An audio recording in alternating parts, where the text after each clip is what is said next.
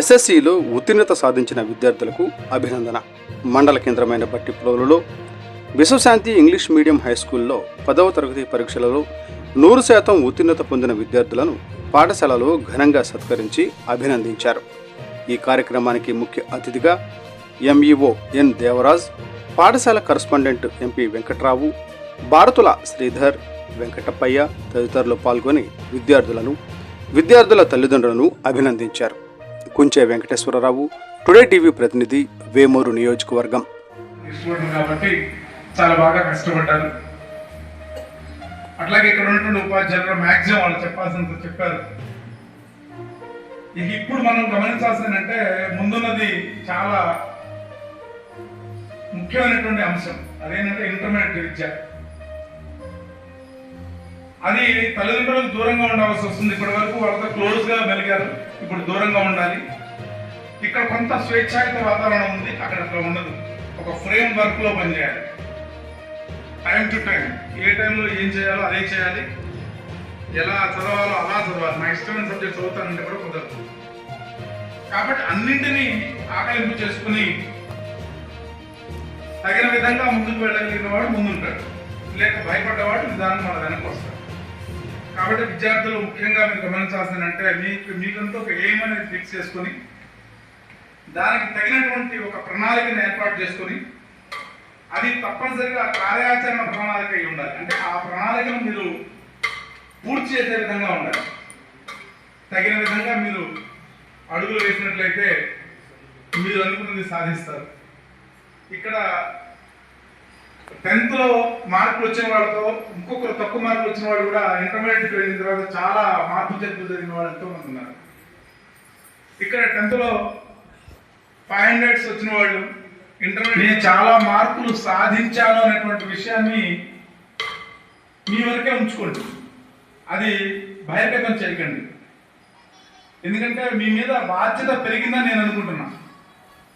దానికంటే ఎక్కువ మార్కులు సాధించినప్పుడే ఇప్పుడు మీరు సాధించినటువంటి మార్కులకి అర్థం ఉంటుంది.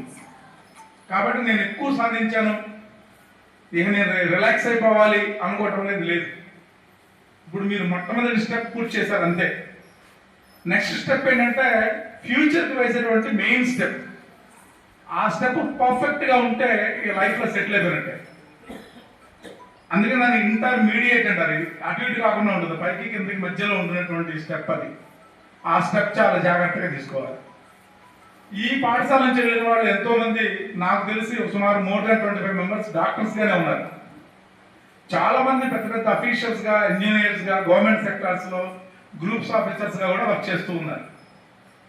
కాబట్టి మీరు ఎటువంటి స్పెషల్ కోచింగ్స్ ఎటువంటివి లేకుండా డైరెక్ట్ గా గ్రూప్స్ కొట్టిన వాళ్ళు, డైరెక్ట్ గా ఎంబీబీఎస్ సీట్లు కొట్టిన వాళ్ళు ఉన్నారు ఫస్ట్ అటెంప్ట్ లో.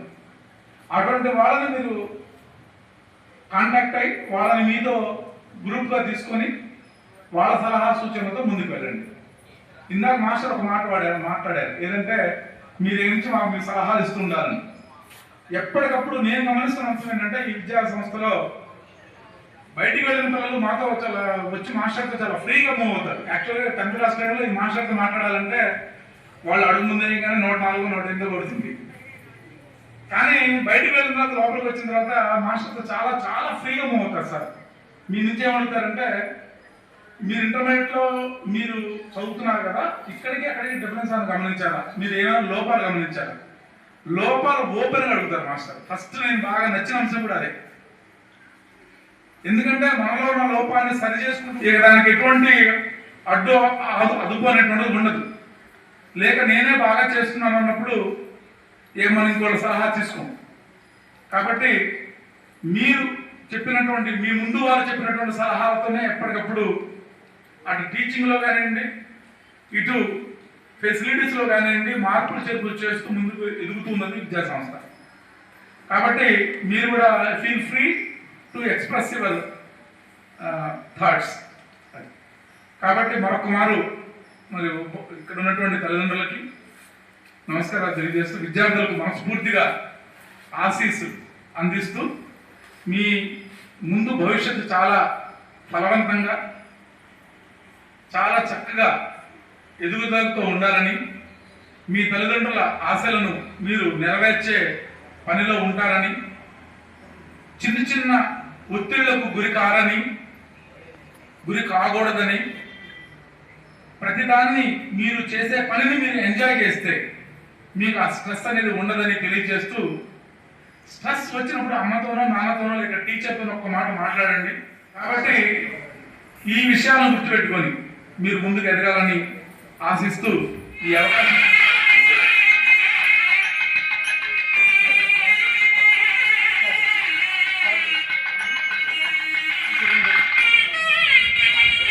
సార్ అందులో సార్ సార్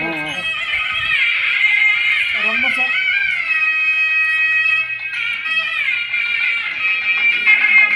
దగ్గరికి వెళ్ళండి సార్ సార్ దగ్గరికి వెళ్ళండి అమ్మాయి దగ్గరికి వెళ్ళండి సార్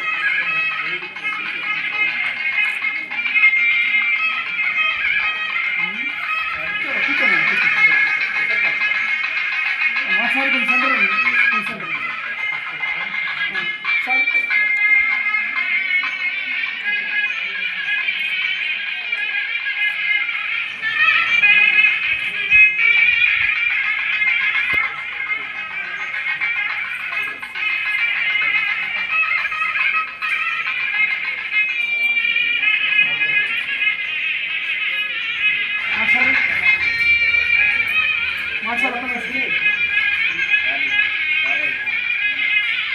మాట్లాడండి సెంటర్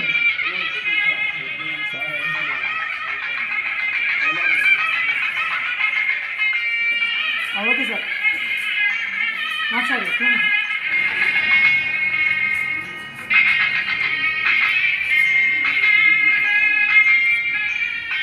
సార్ మాట్లాడు సార్ ఉన్నారు సార్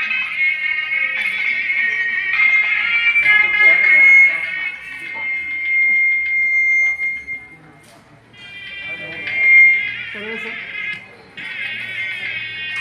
సార్ ఇవ్వండి